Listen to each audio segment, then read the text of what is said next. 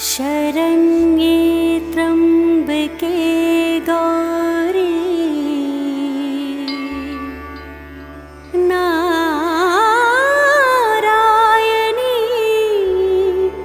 नमोऽस्तुते।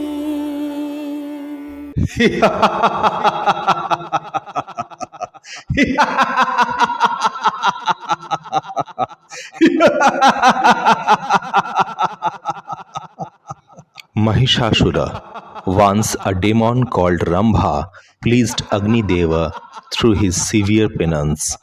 Rambha asked for a son who could not be killed by Devas, Asuras, and humans. Agni was pleased to grant this boon. Later, Rambha married a female buffalo. Their son was Mahishasura. Durga Devi. Durg means fort, and Durga means superintendent of this fort. Durga is the presiding deity of this entire material universe, wife of Mahadev, and she is also known as Narayani. In the direction of Vishnu, the power of all the demigods came together. A goddess appeared. The demigods bestowed upon her with their very own weapons. In the Skanda Purana, this goddess became known as Durga by killing the demon named Durgam.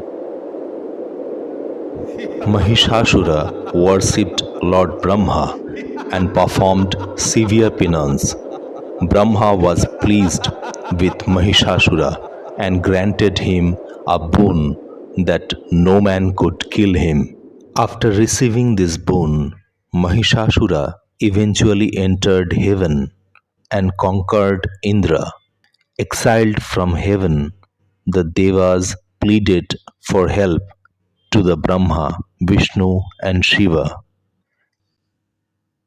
A fierce battle broke out between Devi Durga and Mahishasura. Then the demigods, Gandharvas, sages all started praising Devi Durga to save them from the oppressions of the demon. After a long battle, the goddess tore Mahishasura's chest with a trident. शरण्ये त्र्यम्बके Gauri Narayani नमोऽस्तुते। The external potency, Maya, who is of the nature of the shadow of the Chit potency, is worshipped by all people as Durga, the creating, preserving, and destroying agency of this mundane world. I adore the primeval Lord Govinda, in accordance with whose will Durga conducts herself. There are three potencies of Lord Vishnu. They are the internal potency, the marginal potency, the external potency. Devi Durga is the external potency. There are two forms of Goddess Durga, Mahamaya and Yogmaya. In the form of Mahamaya, Durga Devi binds the living entity in the bondage of Maya by giving temporary happiness.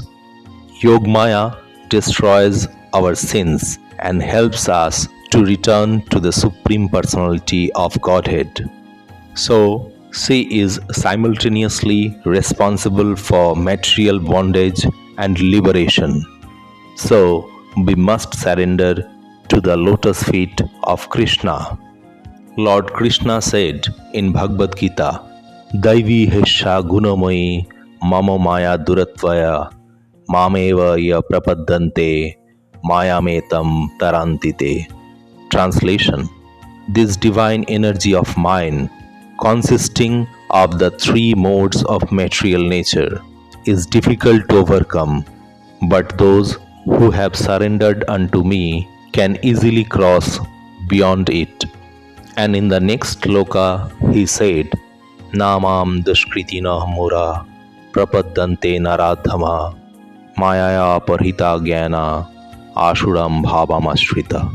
Translation: those miscreants who are grossly foolish, who are lowest among mankind, whose knowledge is stolen by illusion, and who partake of the atheistic nature of demons, do not surrender unto me. All our scriptures have accepted Lord Krishna is the Supreme Personality of Godhead. In Brahma Samhita, it is said, Ishvara Paramah Krishna Satchidananda Vigraha Anadiradi Govinda Sarva Karana Karanam. Translation: Krishna, who is known as Govinda, is the Supreme Godhead. He has an eternal blissful spiritual body. He is the origin of all. He has no other origin, and He is the prime cause of all causes. That's why it is mentioned in our scripture, Hare Nama, Hare Nama iva kevalam, Kalo nastevva nastevva nastevva gatirannatha. Harinam, Harinam, Harinam is the only and foremost means to achieve emancipation. In this age of Kali, there is no other way, no other way, no other way.